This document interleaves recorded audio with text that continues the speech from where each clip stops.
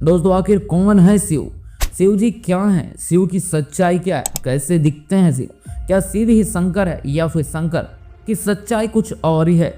तो दोस्तों जब भी हमारी दुनिया में भगवान शंकर को पुकारा जाता है तो उन्हें भोलेनाथ, अवघड़दानी, रुद्र महेश्वर और न जाने कितने नामों से जाना जाता है। लेकिन दोस्तों क्या आप जानते हैं कि भगवान शिव के बारे में, कि भगवान शिव कौन है? भगवान शिव की सच्चाई क्या है? कैसे दिखते हैं महादेव? दोस्तों अगर मैं कहूँ आपको कि आपने शिव को जाना ही नहीं है तो आपका रिएक्शन क्या होगा? तो दोस्तों आज की डॉक्यूमेंट्री में हम आपके लिए लेके आए भगवान शिव से जुड़ी कुछ ऐसी सच्चाई जो बहुत ही कम लोगों को मालूम है। तो दोस्तों अगर आप हमारे चैनल पर नया हैं तो प्लीज़ हमारे चैनल को सब्सक्राइब अवश्य कीजिएगा दोस्तों, ताकि हम आपके लिए इंटरेस्टिंग वीडियो लाते हैं दोस्तों। तो दोस्तों आइए जानते हैं भगवान शिव के बारे में ऐसे रहस्य जो बहुत ही कम लोग जानते हैं। सबसे पहले तो हमें जानना होगा कि भगवान शिव कौन है, शिव तत्व की उत्पत्ति क्यों हुई थी और शिव तत्व क्या है।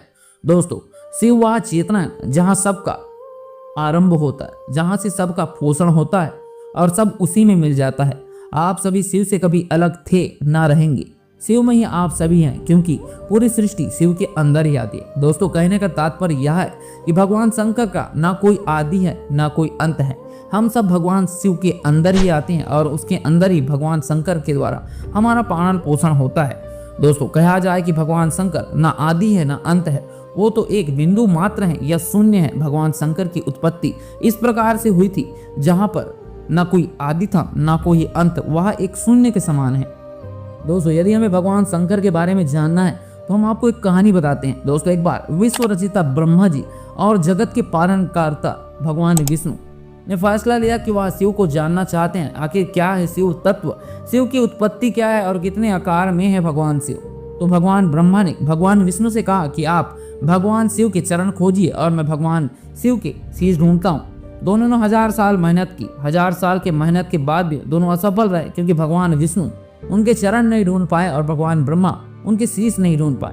दोस्तों उन्होंने लास्ट में निष्कर्ष निकाला कि भगवान शिव का ना कोई आकार है, वह तो असंख्य है, उनकी कोई संख्या ही नहीं है, वह अनंत है, वह शून्य है। दोस्तों ना उनका कोई आरंभ है ना ही कोई अंत है।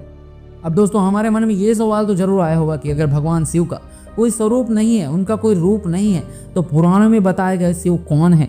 वो शिव कौन है जिन्होंने गले में वासुकी की माला पहने हुए हैं, जिनकी जटाओं से गंगा बहती है, हाथ में त्रिशूल और कमर में बाघ के छाल पहने हुए हैं, जो कि हमेशा योग की निद्रा में होते हैं, जो हमेशा संन्यास की निद्रा में होते हैं। आखिर दोस्तों शिव पुराण के अनुसार सबसे पहले इस प्रकाश कुंज की उत्पत्ति हुई। दोस्तों प्रकाश कुंज, जब इस ब्रह्मांड में कुछ नहीं था तो एकमात्र प्रकाश कुंज ही था।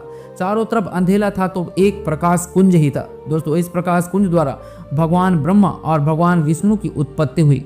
ऐसा कहा जाता है कि जब भगवान ब्रह्मा ने उस प्रकाश कुंज से पूछा कि आप कौन हैं, तब उस प्रकाश कुंज से आवाज आई कि मैं शिव हूँ। तब ब्रह्मा जी ने उस प्रकाश कुंज से कहा कि आप क्या अपने वास्तविक रूप में आ सकते हैं। तब उस प्रकाश कुंज ने अपने वास्तविक रूप में भगवान शिव को प्रकट किया, जिन्होंने अपने गर्दन में वासुकी की माला, जिनकी जटाएं लंबी थी, और उन्होंने अपने कमर में बाघ के छाल लगाए हुए थे और मुंड का माला पहने हुए थे। तब वहां से भगवान शंकर की उत्पत्ति हुई। दोस्तों इससे हमें जानने मिलता है कि भगवान शंकर और शिव दोनों अलग अलग तत्व हैं। ये शंकर जो कि एक वास्तविक तत्व है और शिव जिनका कोई आदि है ना ही कोई अंत है, जो कि सब में विलीन हो जाते हैं। और इस संसार की सबसे बड़ी ऊर्जा भगवान शिव को ही माना जाता है, जिसमें सभी जीवों का पालन पोषण होता है। और इस संसार की सृष्टि भगवान शिव से ही चलती है, जिसको हमें पुराण में बताया गया है वह शंकर है, जो कि भगवान शिव के ही अंश माने जाते हैं। पर शिव और सदाशिव अलग अलग रूप हैं। दोस्तों सदाशिव वहाँ है जो कि प्रकाश कुंज के समान है, और शंकर वहाँ है जो कि हिमालय पर्वत पर निवास करते हैं।